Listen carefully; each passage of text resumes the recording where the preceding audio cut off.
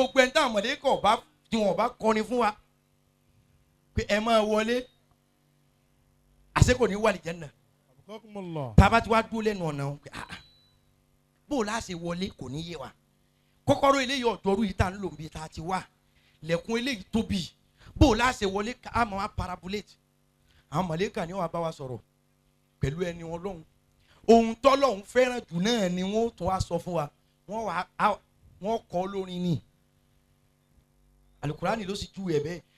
Bàbá dẹnu àlìjẹ́nà lẹ̀kùn àlìjẹ́nà tá a mọ̀ bá ti wọlé àwọn mọ̀lẹ́kà wọ́n máa sọ fún wa pé idkhuluha bisalami aminina idkhuluha bisalami aminina idkhuluha bisalami aminina idkhuluha bisalami aminina udkhuluha bisalamin aminina udkhuluha bisalamin aminina.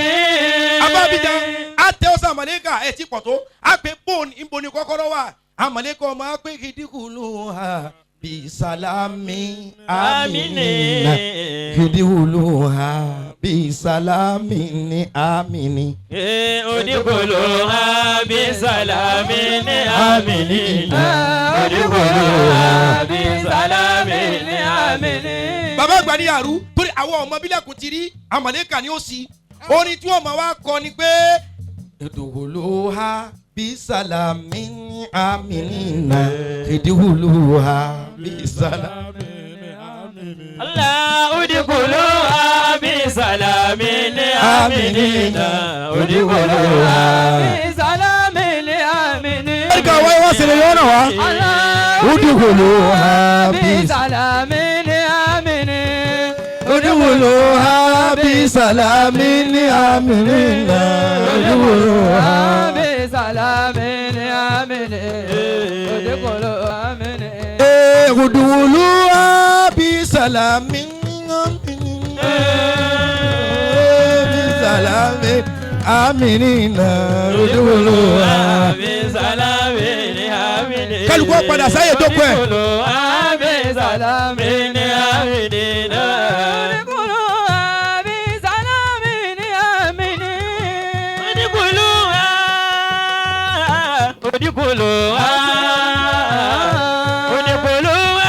bisalamin aminina. Udkhuluha bisalamin aminina udkhuluha. Ẹ lọ jókòó. Aminina udkhuluha bisalamin aminina. Udkhuluha bisalamin aminina. Gbogbo wa la mọ̀lẹ́kọ̀ wí bẹ́ẹ̀ fún tábì wà ní Jánnà. Ọlá títóbi bàbá àgbà ní àrú. Ọlá títóbi iṣẹ́ mi gẹ́ lójó. Ọlá títóbi iṣẹ́ mi tẹ̀lẹ̀ tí bá dé mọ̀ ìyá sọ̀tà. Gbogbo ẹni ó wá mọ̀lúdì lọ́dún yìí. Ọlọ́wọ́ gbogbo ẹni ó wá mọ̀lúdì lọ́dún yìí nínú nira. Gbogbo ẹni ó wá mọ̀lúdì lọ́dún yìí nínú nira. Bí ọba fi dẹ̀mí gbogbo nira ayé wọ lọ́wọ́ ẹ̀gbọ́n dànù. Lápapọ̀ aláriwo al-Fatiha. Amin. Bismillahirrahmanirrahim. Alhamdulillahi rabbil alamin. Ar-Rahmanir Rahim. مالك يوم الدين إياك نعبد وإياك نستعين اهدنا صراط المستقيم صراط الذين أنعمت عليهم غير المغضوب عليهم ولا الضالين. كسي آمين متى متى. Amin. Amin. آمين يا الله. Jama'a ẹ já sọ pé Allah.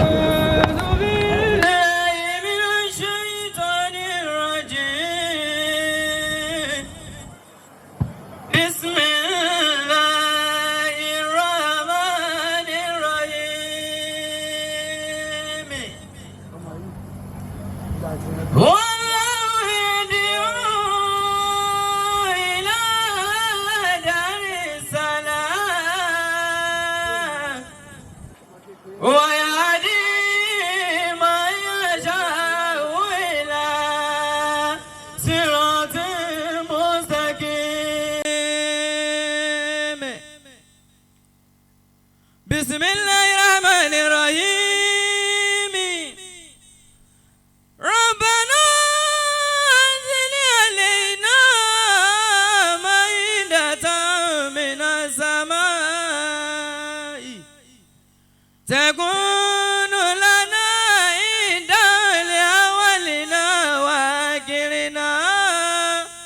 وآية منك وارزقنا وأنت خير الرازقين ربنا إنك جامع الناس ليوم لا ريب فيه إن الله لا يخلف الميعاد صدق الله مولانا العظيم.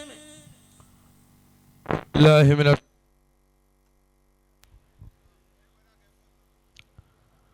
أعوذ بالله من الشيطان الرجيم. بسم الله الرحمن الرحيم. الحمد لله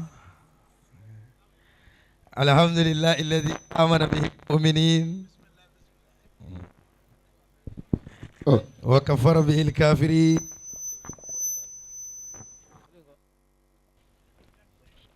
الله وقم الله.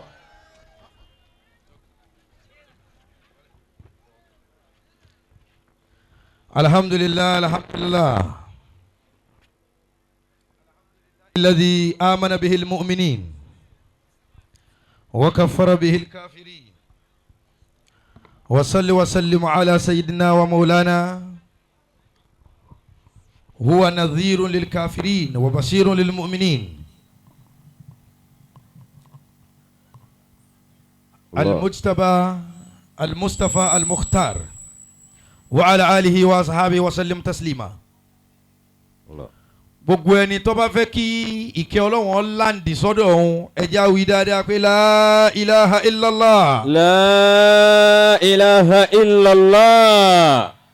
gbogbo ẹni tó bá fẹ́ kí dẹ̀ra Ọlọ́run sọ̀kalẹ̀ sọ́dọ̀ òun ẹja wí dáadáa nísìkò kásámà pé la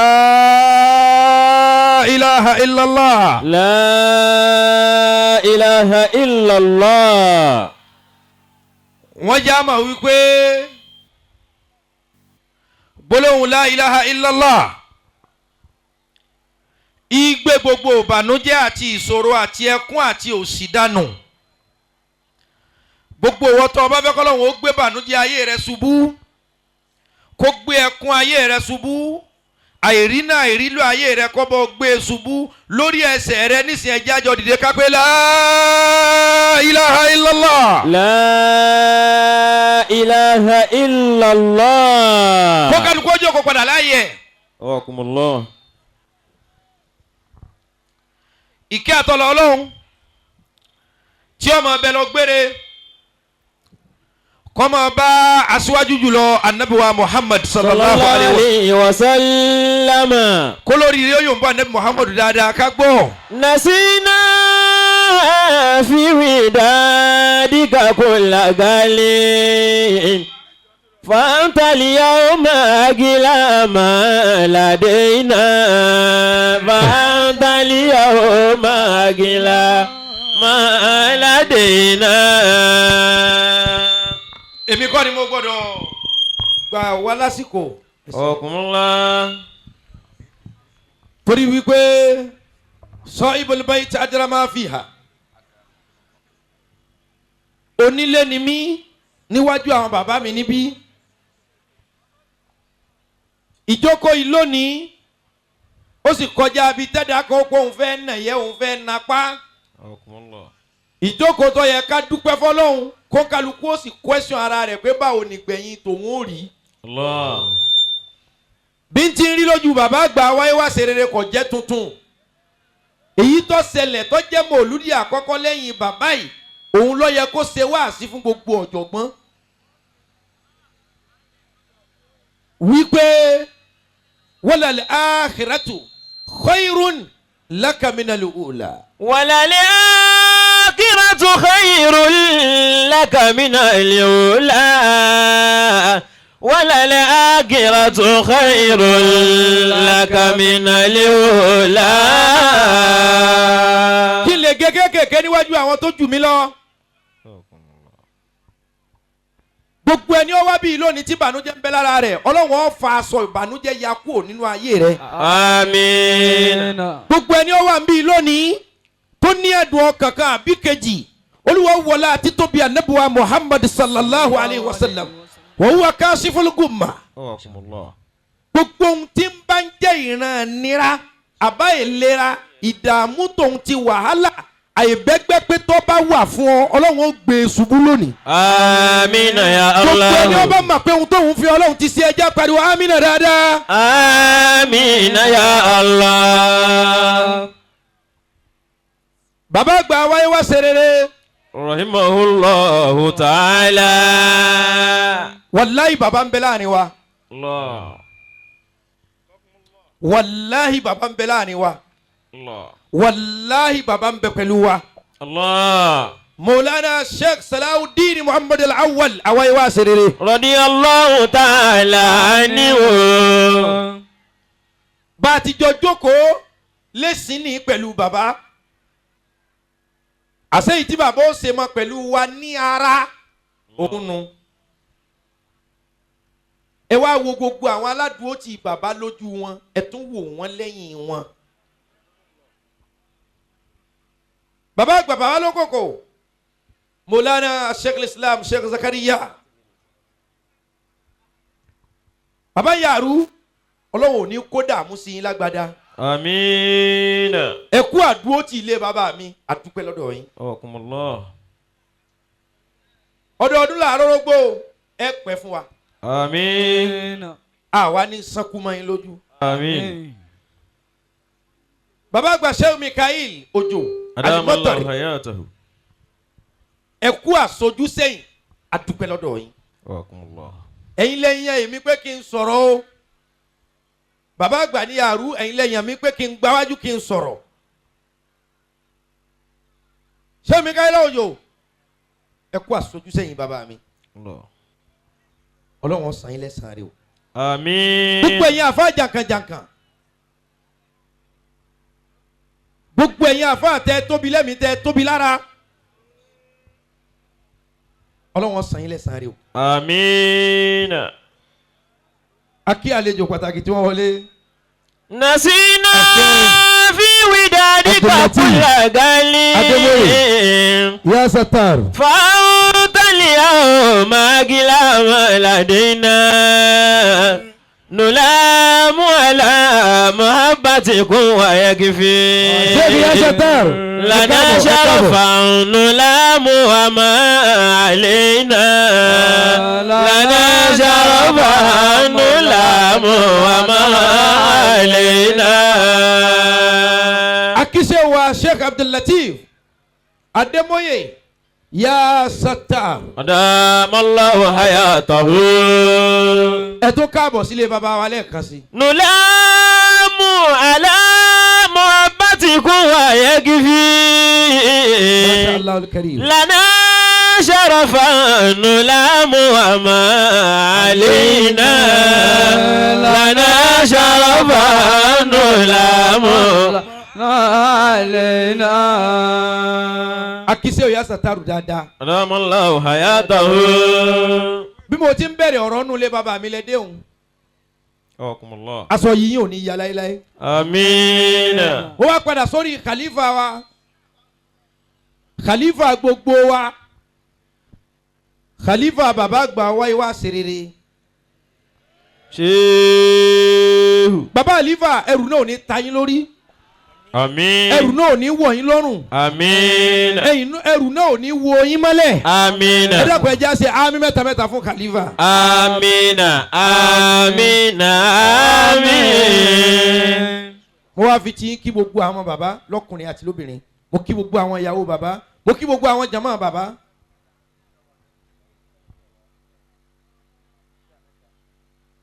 mo kí gbogbo ẹ̀yin tẹ́ ẹ máa wá sí mòlúdì tẹ́ ẹ máa pọ́ lọ́hùn lé àfikàlùkù lé ọlọ́run lọ́wọ́ ẹ̀san dáadáa àti jàsáwù àti ríbùhù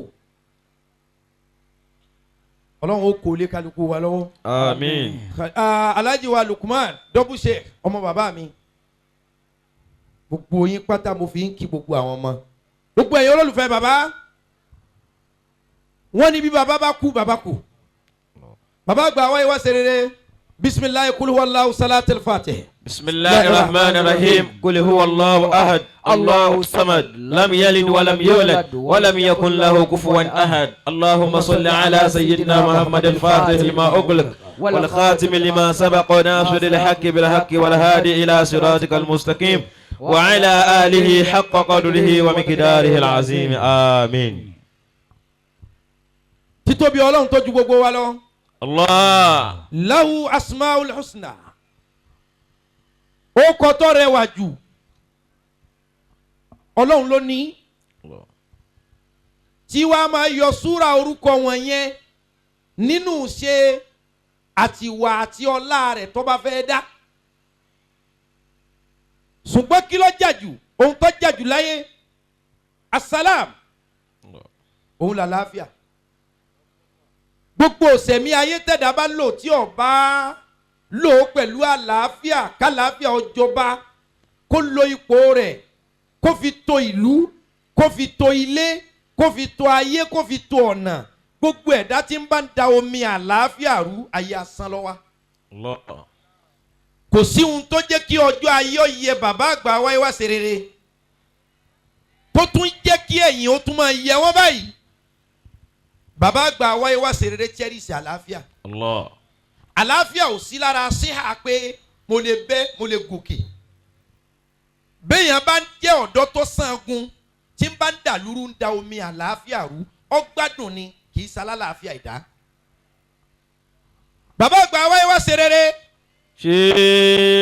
Wọ́n múlò nínú orúkọ Ọlọ́run tó jọ Ọlọ́run lójú. Torí tí wọ́n bá ní ká lọ mú wá pé kí ló jọ Ọlọ́run tó ṣẹ̀dá wa lójújù kò sí ohun tó jọ Ọlọ́run lójú tó àlàáfíà. Asalaam àlàáfíà gbogbo kò tẹ́ ẹ bá wà ẹ má da omi àlàáfíà rú o ẹ má da àlàáfíà lúrú ẹ má da àlàáfíà jọrú gbogbo ẹni tó bá jẹ́ ẹni tí ń gbé àlàáfíà sókè kódà bóun bá kú yóò máa ṣẹ́kù. Kódà bí ó bá nílé ayé ó sì yẹ ju ẹni tó kọ́lé káàsẹ̀ lọ látara wípé ìwọ jẹ́ ni tí ń jà fún àlàáfíà. Bàlàáfíà ti jọ Ọlọ́run lójú tó ó ní mo fẹ́ gbé kalẹ̀ ẹ̀sìn tí gbogbo ayé ó máa sìn orúkọ wo ni kí n pe ẹ̀sìn tí gbogbo ayé ó máa sìn kí gbogbo àgbáyé ó lè mọ ohun tó jọ èmi Ọlọ́run ọba lójú jùlọ.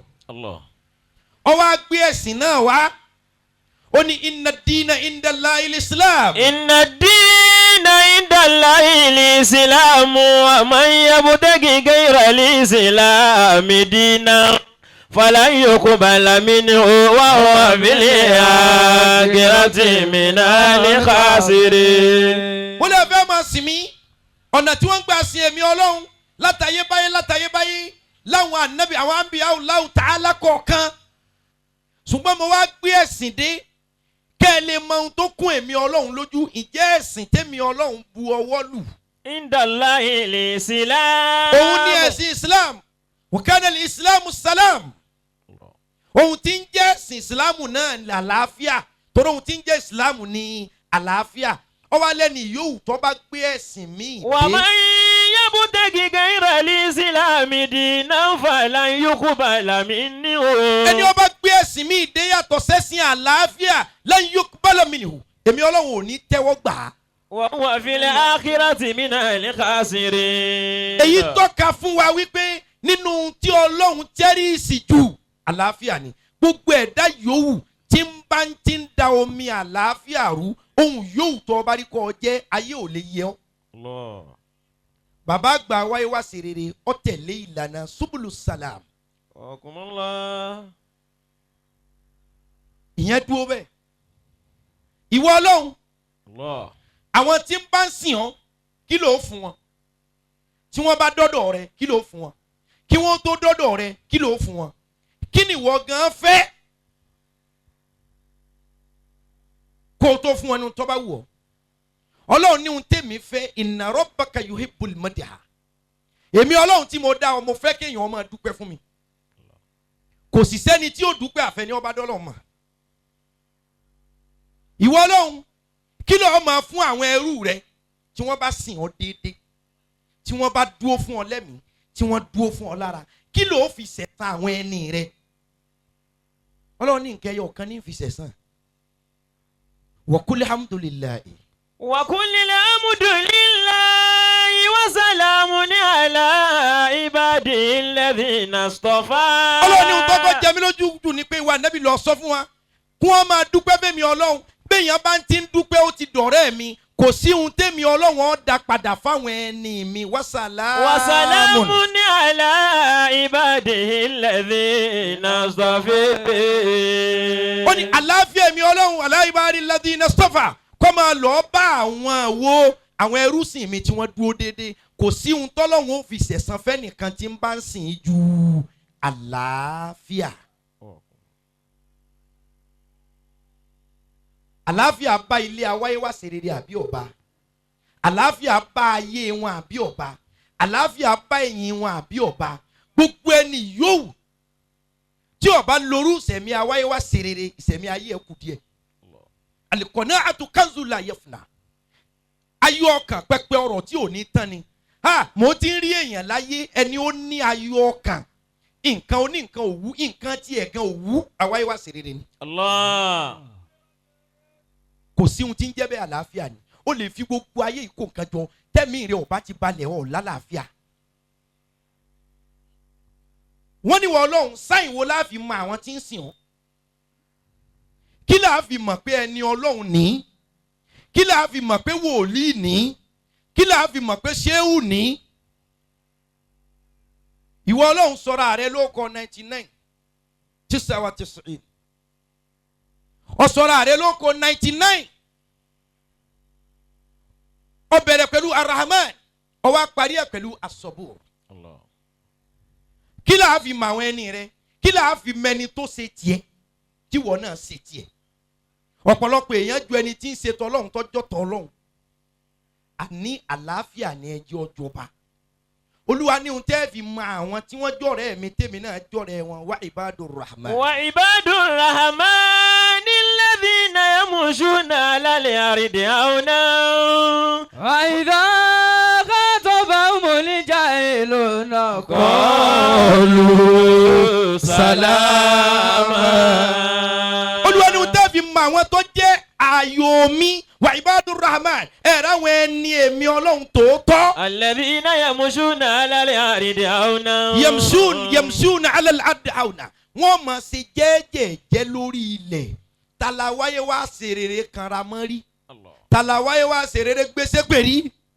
tàlàwáyé wá ṣe rere bayé rẹ̀ jẹ́ rí.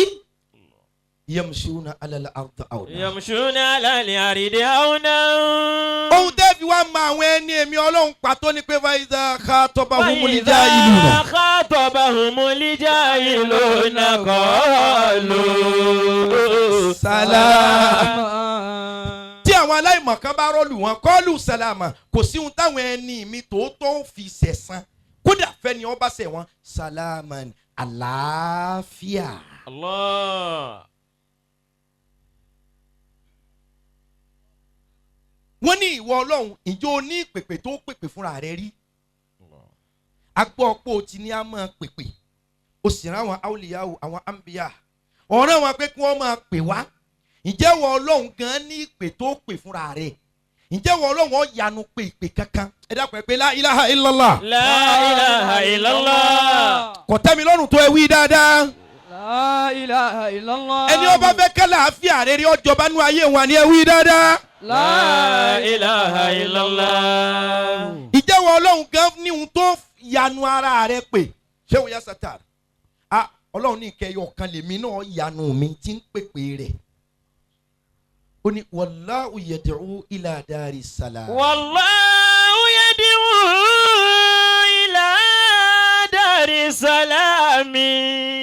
ó lè mi ọlọ́run fúnra mi kí ló wí. ويهدي من يشاء إلى صراط المستقيم. wọ́n ní wọ́n ọlọ́run ìjẹ́wọ́ fúnra rẹ̀ ní ìpèpè tó pè tó bá jẹ́ pọ̀ rọrùn kí wọ́n Ọlọ́run máa wá pe àwọn èèyàn pé ẹ máa bọ̀ ẹ máa bọ̀ ẹ máa bọ̀ kí lọ́ọ́ máa wí fún wọn Ọlọ́run ní ẹ̀rẹ́ mi Ọlọ́run tí mo dá ayé tí mo dá ọ̀run yad'u ila dari salami. tèmi Ọlọ́run ọba yanu báyìí tí ń pèpè pé ẹ máa bọ̀ yad'u ila dari salam ìpolongo àlàáfíà lèmi gan pèpè. Allah. kò sí ohun tọ́jọ́ Ọlọ́run lójú tó àlàáfíà.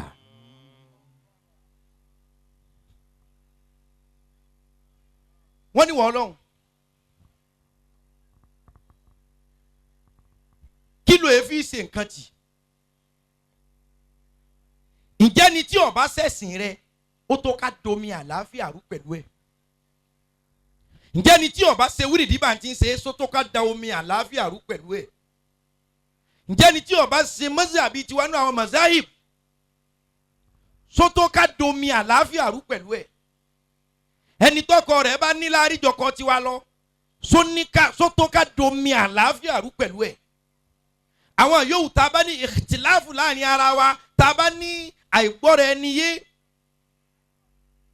ìjọ tó ká domi àlàáfíà rú pẹ̀lú wọn kí ni nǹkan tó jẹ́ kí iṣẹ́ ànábì Ibrahim ojú tẹgbẹ́ rẹ̀ lọ. alayhi salatu wa ẹ pé alayhi salatu wa salam. alayhi salatu wa salam. mo ń sọ fún yín lónìí kò sí ohun tó kún Ọlọ́run lójú tó àlàáfíà bí bàbá yìí bá ṣe mọ̀lúdì àti kírísítẹ́nì àti mùsùlùmù àti eléégún bẹ́ẹ̀ bá dé àgọ́ ààrẹ lẹ́mọ̀ pé àwáyé wá ṣe rere ọwọ́ ayé yìí kìí ṣe kó lè wúlò fún mùsùlùmí nìkan àlàáfíà náà ni tí wọ́n bá ń jà níbì kan ọ̀dọ̀ bàbá àwáyé wá ṣe rere lèmi ti rí ẹni tí ṣé wú ọmọ bàbá mi ọmọ o orúkọ ẹ̀ ní ń gbọ́ bàbá wa pé ha wọ́n fi kinní kan hàn wá lọ́dọ̀ Ọlọ́run lónìí wọ́n ní lágbájá ó kú àwáyé wá ṣe rere mọ̀ ráyé o pé wọ́n ní lágbájá ó kú wọ́n sì ní tán bá rí màálù mẹ́ta tá a bá lè fi ṣe sàrà fún Ọlọ́run dẹ́mi rẹ̀ padà àmọ́ àsìfẹ́ mọ̀ tí bàbá ọba wa lówó yóò máa pè èló ni wọ́n ní àní wọ́n ní lágbájá ó kú Allah. ògo fámìlì rẹ̀ ni ògo orílẹ̀-èdè ni bàbá wa tẹ̀lé owó jọ kọ mẹ́ni yẹn o ẹni ọ̀wọ́n mọ̀ pé yẹn ṣe sàrà fún o owó wa pé owó pé àfìgbà táwáyé wa ṣe rere bá rí màálù tó pa fẹ́ni ẹlẹ́ni torí kọ́ mọ̀ bá kú. Allahu akbar. bàbá aráyè pé kálàáfíà ọ̀sà jọba káyé gbogbo èèyàn ó lè dá. anabi Ibrahim. alayhi salatu wa salamu. bàbá rẹ̀ dúró tì báyìí ó ní Ibrahima la arjumannak ń sọ ẹ lóko ń bàtì ẹ jẹ torí pé ọ̀ ń takò sàmì Ọlọ́run wa dákẹ́ fọwọ́ lẹ́rán fún Ibrahima pé Ibrahima bàbá rẹ̀ lòun ó jù ọ lóko ṣé wọn ò ní yìn níbọn ṣé wọn ò ní sọ ní gbóngbó la arjumannak màá sọ ẹ lókùúta bàbá tó bí àná Ibrahima sọ bẹ́ẹ̀ pé màá bàtì ẹ jẹ màá kàn ẹ́ mọ́gi torí pọ̀ ń takò òsàmì ẹ pé kí lànà Ibrahima wí. alayhi salatu wa salam. ó ní salamun alayka sa astaghfiru laka rabbi. salamun alayka sa astaghfiru laka rabbi. sẹ́rù tí ń jẹ́ àlàáfíà kódà kéèyàn ọmọ jẹ ẹlẹ́sìn rẹ ẹ má domi àlàáfíà rú ayé yín ó lè nítumọ̀. ẹ kú òǹbí àyàndì ẹ kú òǹbí àndàlúrú ẹ kú òǹbí àná Ibrahima bàbá rẹ̀ eléégún ni bàbá rẹ̀ ló tó wá ní òun ọ̀sọ̀ ẹ lóko. Àná Ibrahim wa ni èmi ò pé ọmọ sọ mi lóko salamun alayka àní àlàáfíà kó tún máa bá ẹ sa astaghfiru laka rabbi èmi ò bọ̀ tọrọ àforíjì lọ́dọ̀ Ọlọ́run. Allah. bàbá tí rí mùsùlùmí tí ń kéde àlàáfíà bí Ànábì Ibrahim iṣẹ́ rẹ̀ ò pé kò sì lè pé. bí ṣe Ibrahim bá ń da ayérú ni kò ní rí báyìí. radiyallahu anhu. bí ṣe Tijani bá ń da ayérú ni kò ní rí báyìí. kò sí ohun tó kún Ọlọ́run lójú tó àlàáfíà. ولقد جاءت رسلنا إبراهيم بالبشرى قالوا سلاما قالوا سلاما قال سلام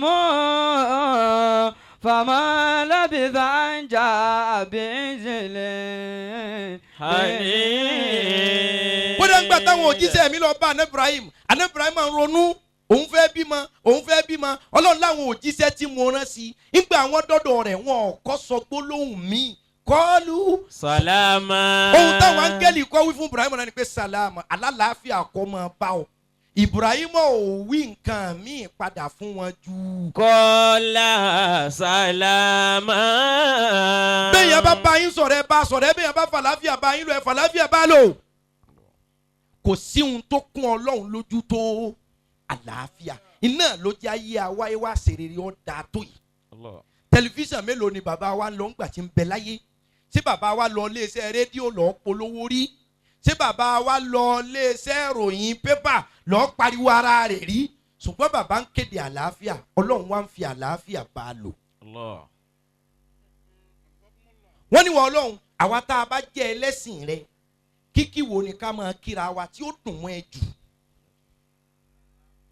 Ọlọ́run ní kì í ṣe pé kẹ́ ẹ máa kíra yín lásán máa fi jára sí. hadisi wa dé ó ní man qala assalamu alaikum ẹni yóò tọ́ bẹ́ẹ̀ ní assalamu alaikum àlàáfíà Ọlọ́run kó máa bá ọ ẹni yóò tọ́ bá sọ bẹ́ẹ̀ kataballahu lahu èmi Ọlọ́run kọ́ lẹ̀ fún ashara asarat pé ó ti ṣiṣẹ́ dáadáa mẹ́wàá lórí ìpọ́kàn sọ wípé asalaam àdìkẹ́lẹ̀ mọ̀ bá láàfin àti kún Ọlọ́run lójú tó. wa man qala asalaamu aleykum wa rahmatulah. ẹni ó bá wá sọ pé asalaamu aleykum wa rahmatulah ó lè mi Ọlọ́run kọ́ kalẹ̀ fún ẹ̀san kó ti ṣiṣẹ́ olóore 20. wa man qala asalaamu aleykum wa rahmatulah wa barakatuh. èmi Ọlọ́run kọ́ lẹ̀fẹ́ ni ó bá parí ẹ̀ kó ti ṣiṣẹ́ olóore 30. torí ìpọ́kàn yanu ó wíṣì èèyàn kan pé àlàáfíà kó máa bá ọ ẹni tí ń bá ń wíṣì àlàáfíà fún yàn yóò sì dọ̀rẹ́ èmi Ọlọ́run. kíkí wo ni ká máa kíra wá nú ẹ̀sìn tí ó kún wọ Ọlọ́run lójújù kíkí wo làwa mùsùlùmí máa kíra wá asalaamu aleykum wa rahmatulahi wa barakatu. kò sí ohun tó kún Ọlọ́run lójú tó àlàáfíà. ó ní a máa kírun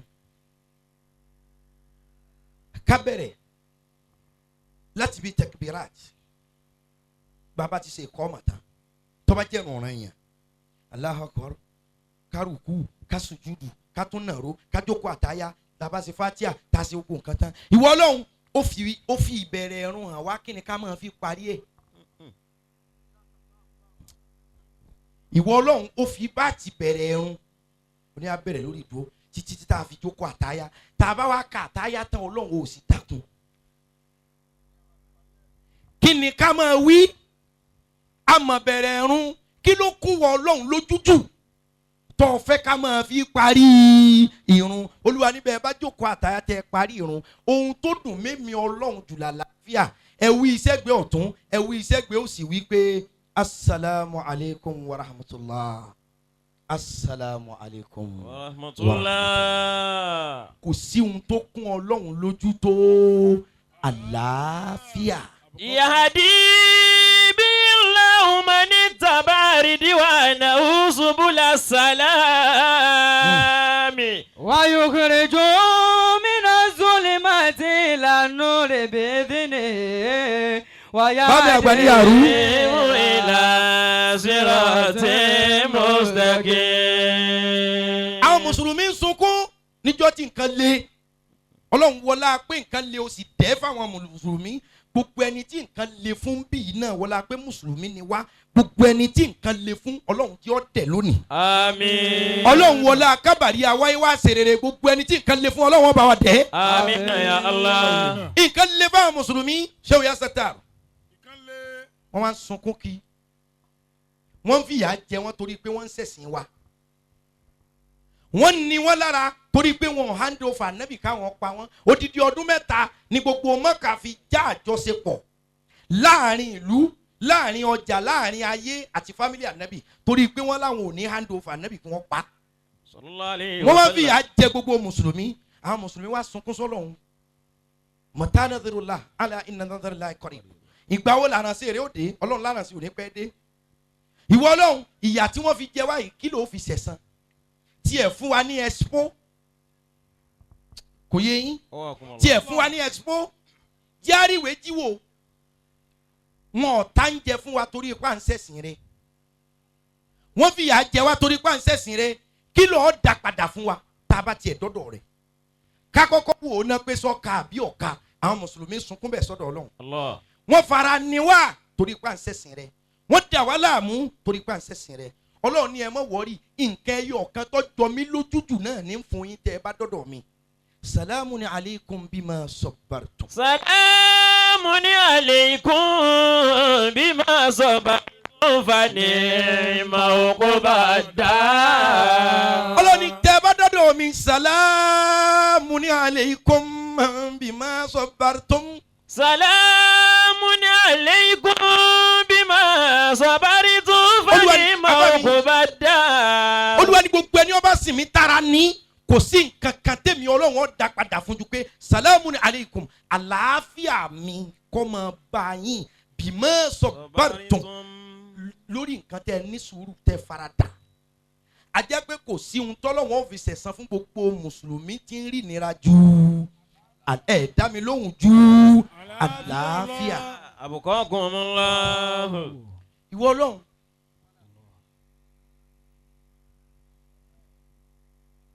ọjọ́ tí wọ́n ju Ibrahim sínú náà. Alayhi salatu wassalamu. Àṣẹ wo ló lò?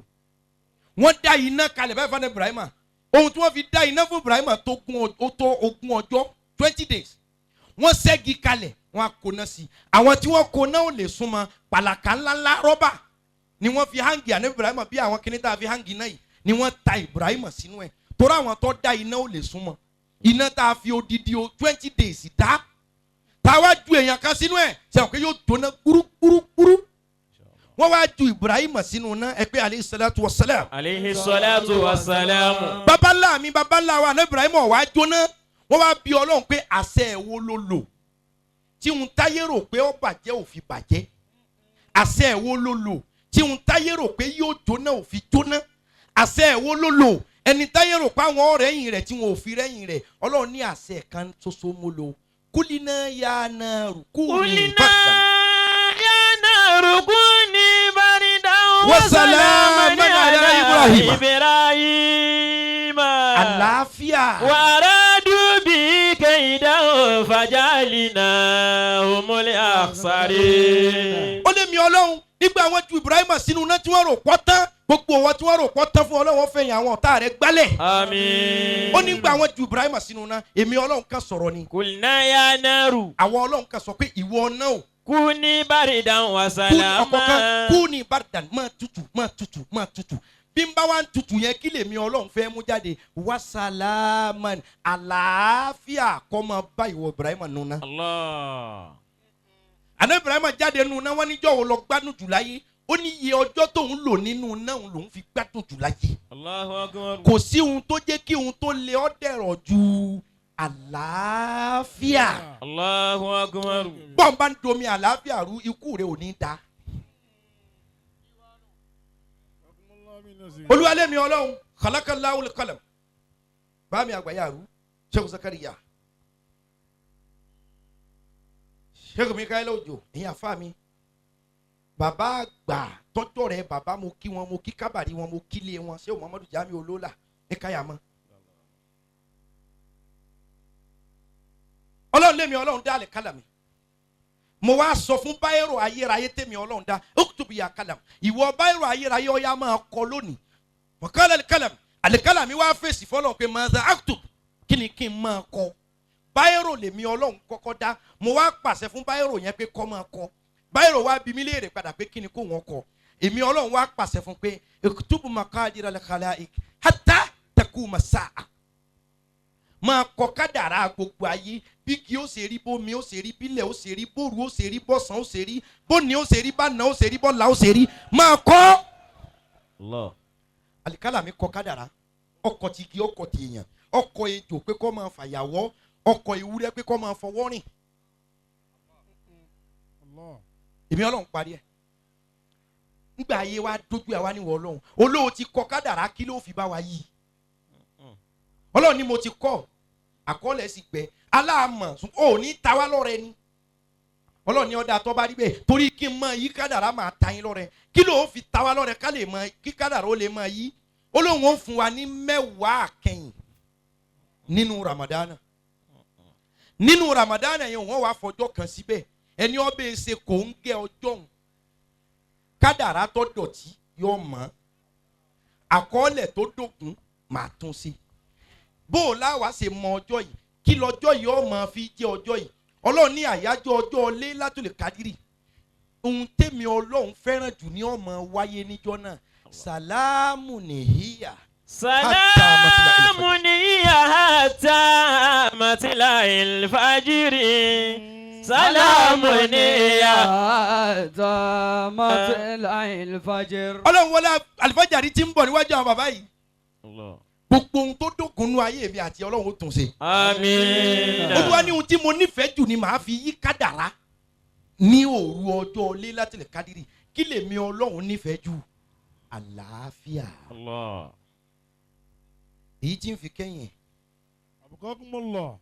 tá a bá wà l'Áljannà àwa tá a wọ̀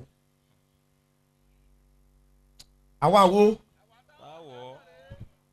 tá a bá wọ Àlìjánnà àwa tí ó jẹ́ àpèmọ́ra la pé tèmi dìde o bàbá tá a bá wà l'Áljannà àwa tá a wọ̀ gan tá a nàpa nàṣẹ̀ a mọ̀ wá retí ọlọ́run ẹni tá à ń kírun fún dà ẹni à ń gbàwẹ̀ fún dà bó o láṣẹ dáwọ́ ọlọ́run mọ̀ tá a bá wà l'Áljannà tá a kúkú rí orí bó o láṣẹ mọ̀ pé ìwọ tí wọ́n fi bẹ̀ wá tá a fi gbà ní tí wọ́n pé mo fọlọ́run bẹ̀ yín tó pé tí ì bá ṣe bọ́ fọlọ́run bẹ̀ mí. ọlọ́run ní kí n tó wá bá yín níbi tẹ́ ẹ wà ohùn lèmi ọlọ́run kọ́kọ́ fi ránṣẹ́. màá kọ́kọ́ sọ ọ̀rọ̀ ránṣẹ́ ohùn mi lẹ́ẹ̀kọ́kọ́ gbọ́ níbi tẹ́ ẹ bá wà lẹ́ẹ̀fì mọ̀ pé mi ni. pàṣọ lẹ́ẹ̀kọ́ ni àbí Saidi táàfì mọ̀ pé ohùn yín ní sẹ́wọ̀n pé bẹ́ẹ̀ bá gbọ́ ohùn oní pop ní sàmọ̀ pé lágbájá Wizkid ní kọrin o Davido ní kọrin o Burna Boy ní kọrin o Small Doctor ní kọrin o ẹ mọ̀ pé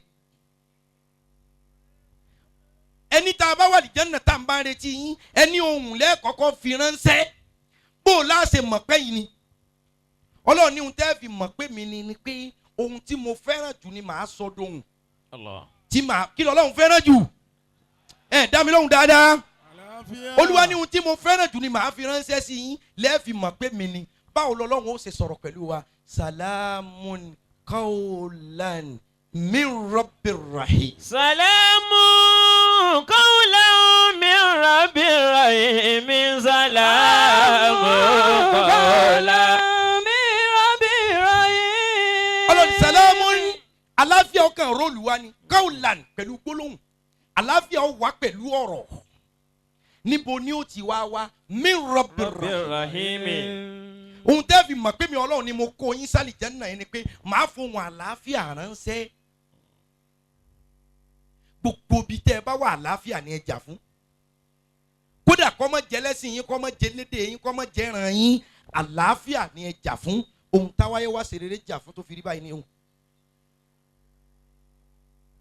tá a bá fẹ́ wo Àlìjánnà yẹn bí géètì Àlìjánnà ṣe rí kò ṣe é júwe dọ́bùṣe bí géètì Babul Janna bó ti rí Sheikh Yasata kò ṣe é júwe bó o láṣẹ sí i sáàtì ni àbá rọ́ọ̀lù wọ́n ní gbogbo wọn wà dúró báyìí pé bó o láṣẹ wá wọlé sáàtà ń pa ni àbájá sáàforí gba ni àbá fọwọ́ tì kò ní yé wa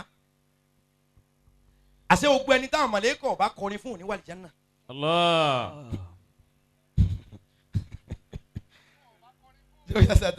àṣẹ gbogbo ẹni táwọn mọ̀lẹ́kọ̀ ọba tí wọn ọba kọrin fún wa pé ẹ máa wọlé àṣẹ kò ní wà l'Áljannà. tába tí wàá dúró lẹ́nu ọ̀nà bó o láṣẹ wọlé kò ní yé wa kọ́kọ́rọ́ eléyìí ọ̀dọ́rú yìí tá ń lò ń bí tá a ti wà lẹ̀kùn eléyìí tóbi bó o láṣẹ wọlé ká máa parabulate àwọn mọ̀lẹ́kà ni wọ́n bá wa sọ̀rọ̀ pẹ̀lú ẹni Ọlọ́run ohun tọ́lọ́run fẹ́ràn jù náà ni wọ́n tún wá sọ fún wa wọ́n kọ́ lórin ni Al-Qur'ani ló sì tú ẹ̀ bẹ́ẹ̀ tába dẹnu Àlìjánnà lẹ̀kùn Àlìjánnà tá a mọ̀ bá ti wọlé àwọn mọ̀lẹ́kà wọ́n máa sọ fún wa pé idkhuluha bisalami aminina idkhuluha bisalami aminina.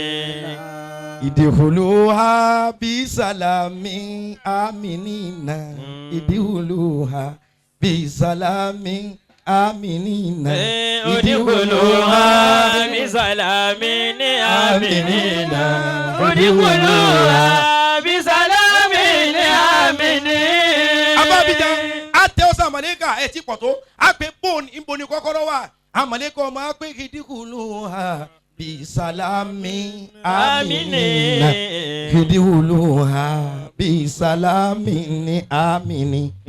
ادخلوها بسلام آمنين ادخلوها بسلام آمنين. bàbá àgbà ní àrú torí àwọn ọmọ bílẹ̀kùn ti rí àmàlẹ́kà ni ó sì orin tí wọ́n máa wá kọ ni pé ìdíkùlùhà bisalami ni aminina ìdíkùlùhà bisalami.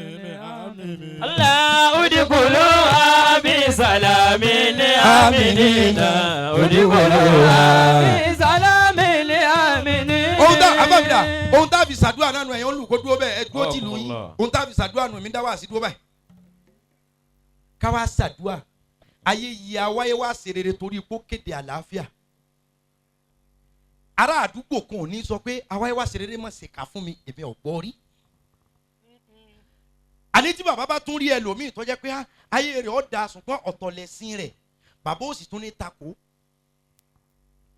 ọmọ wa kan bẹ wọ́n ń pè ní testimony jaga ó popular nísìnyí gan Aliu ló kọ ẹ̀ ìyá rẹ̀ ń bẹnu ẹni ó so èmi àti bàbá pọ̀ dáadáa ọmọ yẹn máa wá kọrin bí oní hip hop bàbá wa sọ pé ohun tá a kọ mọ́ ọ̀pọ̀ ńlá ní ni ṣùgbọ́n kò ṣẹ̀sìn yìí ló fi wúlò fún ṣùgbọ́n bàbá ní kí wọ́n yí kinní yóò da ayé rẹ̀ láàmú ṣùgbọ́n lọ́wọ́ wọlé àti tóbi mi lọ́dọ̀ rẹ̀ tọ́ ó sì rí kinní ń lò ṣùgbọ́n èyí tó ń kọ nísìnyí ń kọ́ lọ́kọ̀ o hip hop lọ́mọ́ sí nǹkan gbogbo owó tóun sì ní tìyá rẹ̀ ní pátá wọ́n ti ń lọ studio ni wọ́n ń lọ advert wọn ò mú nǹkan kan bọ̀ lónìí àfi bọ́mọ òun ṣe bẹ̀rẹ̀ sí ní lọ ṣeré ní ṣọ́ọ̀ṣì wẹ́rẹ́ nínú àwọn tí ń ṣe ìtàgé testimony jaga bídín fo plane ní fo njọ́ kan tí mo wá rí èmi ò wá da mọ̀mọ́ wá lóhùn ní Aliu wo Aliu tẹ́mi mọ̀ gbọ́dọ̀ jaga Aliu àgbọ́dọ̀ jaga lọ́wọ́ ajúwe títí mo lọ́ lọ́hùn ó sì sojú mi njọ́ tí bàbá ń pẹ́ ẹ̀sìn yìí kó ló wúlò fún ni ṣùgbọ́n sáwá gbọ́dọ̀ di ọ lọ́wọ́. ṣùgbọ́n tó o bá ṣe é lọ sàá ohun tó jẹ láfún ọ níbẹ̀ ẹ̀sìn lọ́ padà wúlò fún bọ́tọ́jú alẹ́. sẹ́ni gbọ́ ọmọ wa bẹ̀rẹ̀ sí mo ní bàbá yìí sì sọ bẹ́ẹ̀. wọn ò fún kádàrá èèyàn kan lọ́rùn rí torí pé wọ́n jẹ́ ẹni àlàáfíà. àlàáfíà òun láfi bẹ́ẹ̀ lọ́rùn nísìnyí o béèyàn bá lówó àlàáfíà ni o béèyàn bá nílé àlàáfíà ni o ṣé o yá sátán láti ju ẹjọ́ wa bá mi sílé ń jò ní tẹ́lẹ̀ bọ́dún bá ti ń tán lọ yìí máa ń ronú pé a mọ̀ sanwó lé ń gbà báyìí ìtì ẹ̀ rántí pé yẹn sanwó lé rí àlàáfíà ni o àlàáfíà ni o àlàáfíà ni o ṣe rí béèyàn bá rí sí àlàáfíà tá a bẹ̀ lọ́rùn àwọn èèyàn kan wọ̀ náà kí wọ́n tó wà lìjà náà ẹ̀ tí pọ̀ tó mọ̀ bọ̀lẹ́gbẹ̀ẹ́ mi bí àwọn èèyàn kan ó ṣe kíni wọ́n wọná wọ́n tó wà àlìjánnà sẹ́rí tí èmi àti yín bá wá fẹ́ wọnú àlìjánnà báyìí á wá bí ọlọ́run pé àwọn kan lọ lẹ bánà mọ́ pé kí wọ́n lọ wọná kí wọ́n tó wá bí ṣé kì í ṣe pé báwa náà bá ti wọ bí ó tún pé á lọ ọ̀hún ọlọ́run wa sọ fún wa jọ́nà gbólóhùn kan náà ni ó sọ àní idkhuluha bisalami dhalikal yawmul khulud ọlọ́run ó ní ẹ̀yin tẹ́ ẹ fẹ́ wà àlìjánnà yìí idkhuluha bisalami ẹ wọ bẹ̀ pẹ̀lú àlàáfíà dhalikal yawmul khulud òní lọ́jọ́ tẹ̀yìn ọmọ bẹ́ẹ̀ lọ gbére. gbogbo ẹni ọba fẹ́ mọ bẹ gbére nínú àlàáfíà àti dẹ̀rọ ọlọ́run kọ́ tẹ́wọ́. pé èmi fẹ́ mọ bẹ lọ gbére nínú kẹ́ ọlọ́run nínú àánú ọlọ́run nínú dẹ̀rọ ọlọ́run tẹ́wọ́. ọ̀ya tẹ ìyá lọ́tọ̀ọ̀tọ̀ báyìí. mo fẹ́ mọ bẹ nínú àlàáfíà ọlọ́run owó gbére àlàáfíà àrísìkí gbére àlàáfíà ṣẹ́gun gẹ́gẹ́ bọ́lọ́run ti fà àlàáfíà ṣẹ́gun fún anabi Ibrahim. tẹ́wọ́ bí tá a dé tẹ́wọ́. ààyè kò tẹ́wọ́ la wà yìí. gbogbo ohun tó ń kálukú bá fẹ́ kó dà lánìyàn. má jẹ́ kọ́ wọn yóò kọ́ra àwọn ìyá lọ́tọ̀ọ̀tọ̀ tó bá fẹ́ kó dà lánìyàn ní sí. èmi kì í wálé bàbá mi ó kéré ọ̀pọ̀ kí n mọ́ gbowó síbẹ̀. ìbà àkàn yìí èmi ọmọ yìí tábà tún ṣe nínú ilé o mo bú gbogbo wa ní lásìá mo sì búra mi mọ́ wípé ká kọ́ mọ́sálásí bàbá ká kọ́ tì bàbá ọba mọ̀ mọ́ àwọn Arẹ́gbẹ́ṣọlá mọ́sálásí ọba ti parí kò jẹ́ lómi ọ̀ràn wọn lọ́wọ́ wọn pe àfa Ràúfù ni bàbá ọba ti mọ̀ bá àwọn Arẹ́gbẹ́ṣọlá tó díẹ̀ nínú ìyá míì tí bàbá yìí jẹ yìí bá mọ̀ jẹ. ọ̀rọ̀ tí ń sọ yóò pọ̀ jẹnu mi lọ o.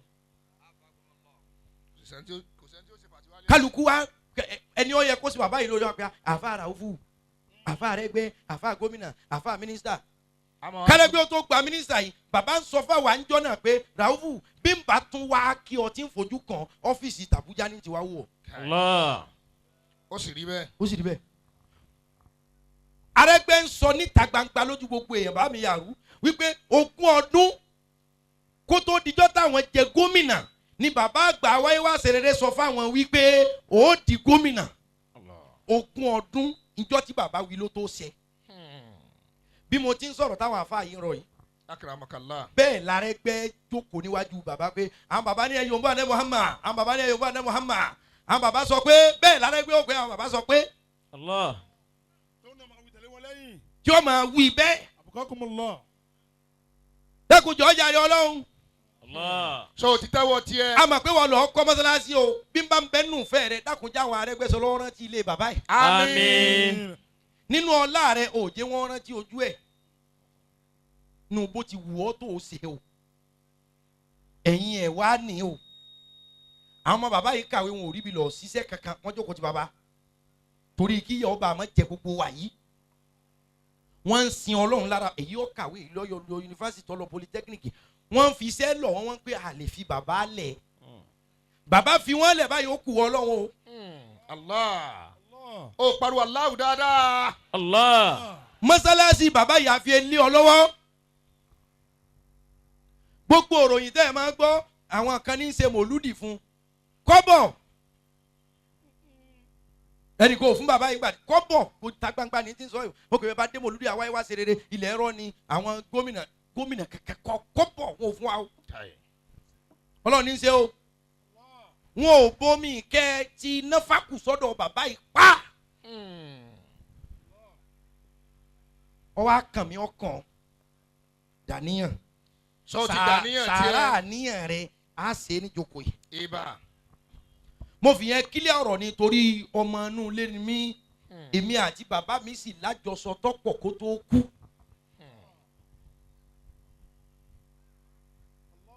kódà tó dérí mọ́tò tí bàbá ń tì kí tó e kú kọ̀ wá láti kí àgbogbo bí àwọn èèyàn ń fẹ̀mí sí pé ó ti wà. ìyẹn ló jẹ́ kí n sọ fún yín pé mo ní nǹkan kò sọ pé mo lè lò ó. ìyẹn ló mú ẹni tí ń táǹkì tí ń fi ń làákùn tí ọ̀yọ́ ń bẹ̀. díwánù òdodo ọ̀rọ̀ yóò máa tanú gosilo yóò sì làákùn kò tún lè kò ní lè yọ kán bẹ́ẹ̀. yóò tún àmọ́ ná sábàtà wà nù èsì pé báyàǹkì. ẹ nídìí àǹkì òun sì làákùn òun ní sì làákùn kò sì lè lò. Allahu Akbar. ní màkìlúkà. kálukọ́ dàníyàn. dàníyàn. jẹ́ntì bá sùn kóhun náà dàníyàn. yẹ ni ó bá sùn ṣe é lóore àmọ́ èyí tá a ṣe tọ́lọ́wọ́ èyí tá a jẹ́ ń ṣe yọ Ọlọ́run ti fàṣẹ sí èyí ti kú òòlà àmọ́ èyí tá a ṣe tọ́lọ́wọ́ gbà èyí tá a ń ṣe wájú àwọn àgbàlagbà lónìí àṣẹ Ọlọ́run ti kún. wọn náà jẹ́ntì bá sùn kóhun náà dàníyàn. sórí rẹ lára rẹ. bàbá àdìbà ẹ̀mí yóò gùn o. àmín fàwọ́tẹ̀ ti sùn. gbogbo àwọn tí bàbá yẹn wá lọ yẹn ẹ fọwọ́kọ Ọlọ́run wá wọn lọ. ibà. bí wọn bá mọ mú wá bí wọn bá mọ gbà. a sì mọ̀ mú wá. a tẹ̀ra wa ń gógóńgó. bá mú.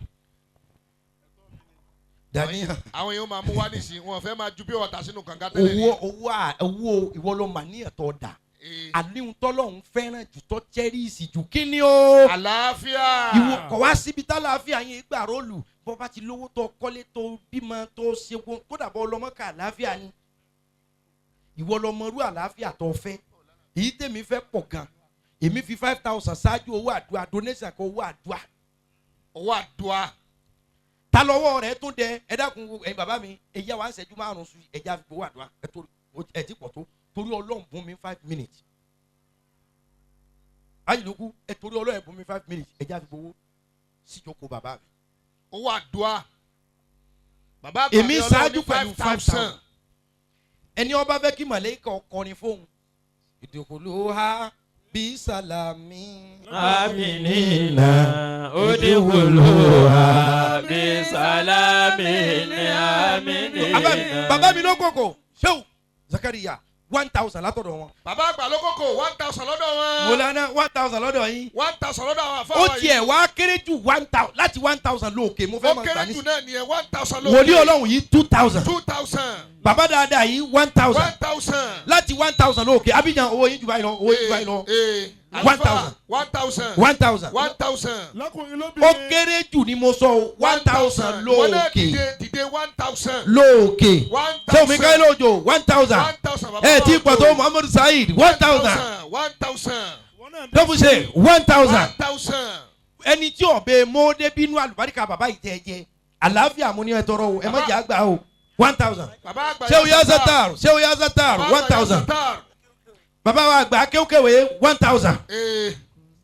bàbá salam salam 1,000. ọ̀ya 1,000. gbogbo ẹ̀ ń tẹ́ wà lẹ́yìn béèyàn ọ̀bẹ mọ́ọ́dé bí lónìí lọ́kùnrin béèyàn lóbìnrin. ọ̀bẹ mọ́ọ́dé bí lónìí ó wàá lè dìde tó 1,000. owó débi lónìí. bàbá yìí 1,500 ẹ jèrè àmín. mo fẹ́ kí abọ́ yìí ó kún fowó ọ̀yà 1,000. ọ̀yà ọ̀yà kò yọ ẹ obìnrin sóríire. lẹ̀ kò yọ ọkùnrin lẹ̀ kò yọ ọmọdé kò àbá yọ Abdulatif àgbàlagbà. wọ́n ti sẹ́yìn 1,000. ọ̀yà 1,000. 1,000. 1,000. tó yẹ pé 500 ló ní mọ sáyẹrẹ bọ̀ mọ Àkójọ sáyẹrẹ bọ̀ 500 5 minutes ni mo tọrọ ṣùgbọ́n tó o bá fẹ́ kí àlàáfíà tààrà àlàáfíà towó tọ́lá tọrọ táàsì kíkọ́ jọba nú ayé rẹ 500 ló kéré jù máa bọ̀ gbogbo bí ọba wà 5 minutes ni bẹ́ẹ̀ pé máa sáré bọ̀ 500 ní tiẹ̀ wá jùlẹ̀.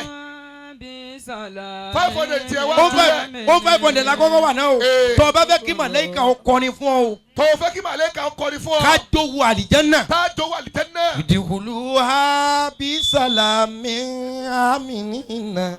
Udkhuluha bi bisalamin aminina. bó ṣe 200 ní tiẹ̀ náà má bọ̀. béèyàn bẹ́ẹ̀ mọ́ débi ó bùkù ìfàlà ni ọwọ́ akógbó bẹ́ẹ̀ mọ́wọ́ débi ó sì da ìfànù. bisalamin aminina. tó bẹ́ẹ̀ mọ́wọ́ débi ó da ìfànù. kódà bó ṣe 10 naira. tó bẹ́ẹ̀ mọ́wọ́ débi ó da ìfànù. bisalamin aminina. udkhuluha bisalamin aminina. orí táwọn mọ̀lẹ́kọ̀ kọ̀ fún wa nù. Udkhuluha bi salamin aminina. Udkhuluha bi salamin aminina. Udkhuluha bisalamin aminina. Bisalamin aminina. Bisalamin. ẹ máa ju owó sẹ́ni stéèjì yìí ẹ máa lé owó mọ́ mi bẹ́ẹ̀ bá láyé débi ẹlẹ́ mi lówó bẹ́ẹ̀ bá lé débi ẹlẹ́ mi lówó bẹ́ẹ̀ bá láyé débi wọ́n lẹ̀ mi lówó àmín owó ni ẹbí rẹ̀ ẹni tí o bá láyé débi ju owó rẹ̀ kówó rẹ̀ ọba mi mo ń jọlá bàbá mi ní àmín Udkhuluha bi salamin aminina. Udkhuluha bisalamin aminina. ẹ máa fọwọ́ síbí yìí alibarika wa ẹ wá sílẹ̀ yọ̀nà wa. Udkhuluha bi salamin aminina. Udkhuluha bi salamin aminina. Udkhuluha bi salamin aminina. owó ni ọbẹ̀ bá ti mọ́wọ́ lẹ̀ padà. Udkhuluha bi salamin aminina. Bi salamin aminina. Udkhuluha bisalamin aminina. kálukú padà sáyé dókò ẹ̀. Udkhuluha bisalamin aminina.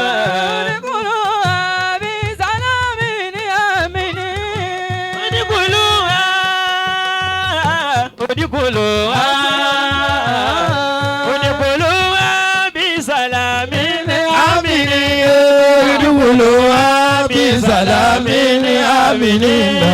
Udkhuluha ẹ lọ jókòó. aminina. Udkhuluha bisalamin aminina. Udkhuluha bisalamin aminina. gbogbo wa làwọn mọ̀lẹ́kọ̀ wí bẹ́ẹ̀ fún tábì wàlìjẹ́ náà. ọlá títóbi bàbá àgbà ní yàrú ọlá títóbi iṣẹ́ mi gẹ́ lójó ọlá títóbi iṣẹ́ mi lẹ́tí fàdémọ̀ ìyá sọ́tà gbogbo ẹni ó wá mọ̀lúdì lọ́dún yìí ọlọ́wọ́ gbogbo ẹni ó wá mọ̀lúdì lọ́dún yìí nínú nira gbogbo ẹni ó wá mọ̀lúdì lọ́dún yìí nínú nira bí ó bá fi tẹ̀mí gbogbo nira ayé wọ ọlọ́wọ́ ẹ̀gbọ́n dànù. lápapọ̀ aláriwo alifataha. آمين بسم الله الرحمن الرحيم الحمد لله رب العالمين الرحمن الرحيم مالك يوم الدين إياك نعبد وإياك نستعين اهدنا صراط المستقيم صراط الذين أنعمت عليهم غير المغضوب عليهم ولا الضالين كسي آمين متى متى آمين آمين آمين يا الله. jàmáà ìjà sọ pé Allahu Akbar. ṣé mo pé ọ̀rọ̀ òtọ́rọ̀ lẹni tí ń sọ̀rọ̀ ṣẹ̀ ní agbọ́lọ̀ ń tóbi. bàbá Àjàdí lápánupọ̀ gbogbo àwọn àgbàlagbà wọ́n ní ẹ máa rí wí. ọlọ́run nàbí lọ́dọ̀ ọlọ́run ò ní pa yín fún wa báyìí ẹ bá wa ṣàmì. ọ̀làlá haúlà. ọ̀làlá haúlà. ta ló ń pọ̀rọ̀ ọlọ́run ọba ní ìrọ̀? ta ló tún pé Kùránì níwé lásán? ọ̀rọ̀ ọlọ́run kì í máa ń ṣèrọ̀. wàláyé Al-Kùránì kì í máa ń ṣèwé lásán. ọ̀rọ̀ tó fi rán màláíkà wá sáyé fún Ànábì Muhammad òjíṣẹ́ o. kàyé pọ̀rọ̀ ọlọ́run ọba ní ọmọ ṣe ti gbọ́. ta ló pọ̀rọ̀ ọlọ́run ọba ní irọ́? ta ló tún pé Kùránì níwé lásán? ọ̀rọ̀ ọlọ́run kì máa ń ṣèrọ̀. Al-Kùránì kì máa ń ṣèwé lásán. ọ̀rọ̀ tó fi hàn màláíkà wá sáyé fún Ànábì Muhammad.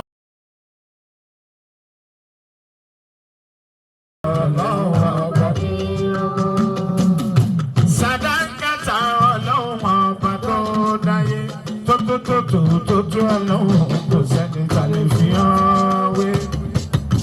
ó dá sọ́mọ̀ ní tẹ́lẹ̀ ní kéèlè ó tún dálẹ̀ ní gbélé ní gbélé. àtàlùjọ́nù pẹ̀lú àwọn màláíkà gbogbo nǹkan pátá lọ́lọ́run mi dá sáyé. Tàórẹ́tà ní tírà tó fún Mùsá òun ni Bíbélì májẹ̀mú láéláé. Ìnjílà ní tírà tó fún Ísá.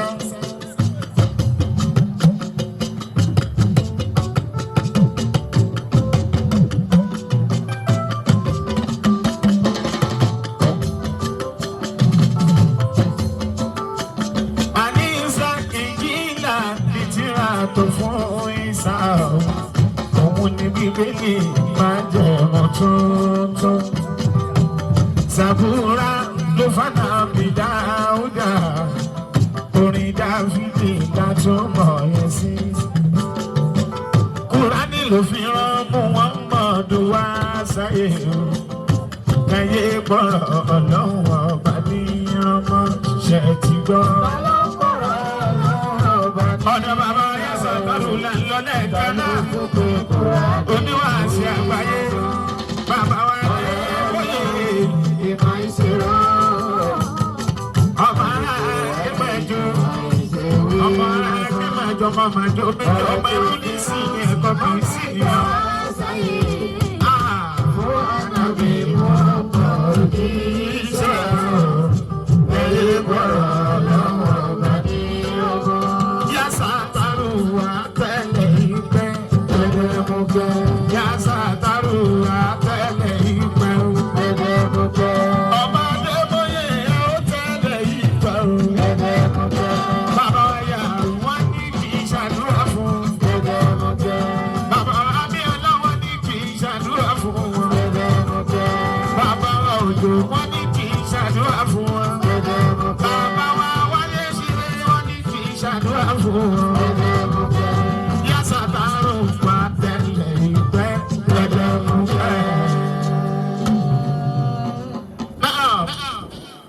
oní àṣọ àgbáyé la tún lọ. Bàbá wa àbí ẹni àwọn bá wa sọ̀rọ̀ ara wa sì balẹ̀ ẹnìkan.